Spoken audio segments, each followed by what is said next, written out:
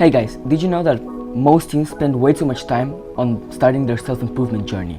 They waste time planning and think about every step, but then they spend months to actually start.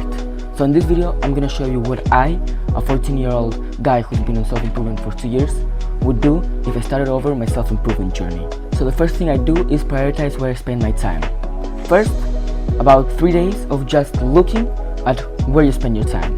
So you just analyze it, and you'll see, for example, that you spend a lot of time on your phone or with friends. And then what I'll do is cut down the toxic or bad stuff. So for example, for your phone, delete all useless apps. So apps you just spend way too much time. For example, TikTok, if you don't use it, you can delete it. Or Instagram, you can delete all of those, and that way you will instantly free up time. Another thing where most people spend way too much time and they shouldn't is with friends. Wait, let me elaborate. With bad friends. If you have toxic friends, you shouldn't want to spend time with them because they bring you down. So I'm not saying to cut them out completely, but start isolating yourself and prioritizing where you spend time at, and start prioritizing where you spend time. Another thing you should do is not exactly planning your day, but you can kind of plan your day, and that way you will be able to actually know what you have planned, and you will spend your time accordingly to your goals and your beliefs and your values. Now, when I finally free up a lot of time and start using it selectively, I will move on to the next part, which would be bettering yourself. And this whole journey is bettering myself, but in this case it's physically and mentally. So what I do is I'd start working out 3 to 5 times per week for about an hour. Then I'd also do looksmaxing basics. I'm not gonna explain them in detail here because you can find a lot of videos online, but basically they're dressing nicely, exercising, which I already talked about, hygiene, getting a nice haircut, grooming, basic stuff. And you do that, you will improve physically. And then for mentally, you can just start reading. It doesn't have to be anything specific. For example, I'm reading right now Greek history, and it can also be just listening to podcasts or informing yourself about more of self-improvement, something informative just to work your mind. And then this place is where you actually have to, it's a part of dopamine detoxing, but it's not dopamine detoxing. It's being comfortable being along with your thoughts, because many people, as soon as they're along with their thoughts, they have to actually scroll or listen to music. They need some distraction. So in this part, you just better yourself. Now the next thing I do is, when I already have those habits set, so I already go to the gym consistently, I better myself consistently, and I dress nicely, I look good. Now I go to the actual cool part of self-improvement. Every part is cool, but this is where most people actually get stuck, and I like this part. It's the longest one, and it's actually getting a goal. So you need to set a goal for about 12 months or more, so 1, 2, 3, 4 years, and reverse engineer it.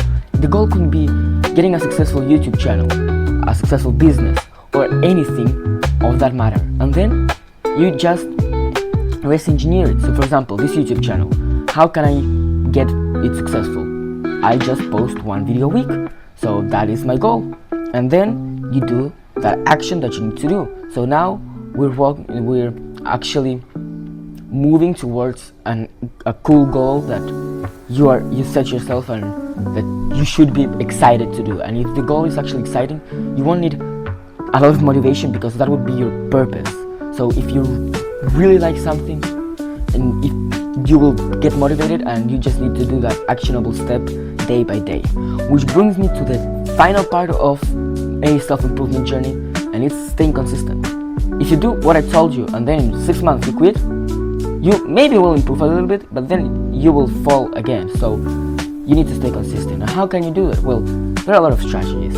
One of them is tracking your progress, and the most common one is basically just ticking off your calendar or a to-do list. And this is very simple and it shows great. But one that I find very motivating is writing a letter to your future self. So right now you can write, for example, I'm fat, I'm broke, you just write your current situation and you write a letter to your future self, and in a month you read it, and for example, if you start working out, you're like, oh my god, I actually improved a lot, and you write another letter, and then, for example, in a year you can read your first letter and you're gonna be like, damn, I improved a lot.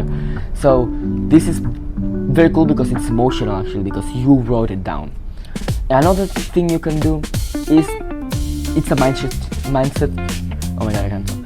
It's a mindset shift, and it's basically just thinking that there will be bad days, you will be bored.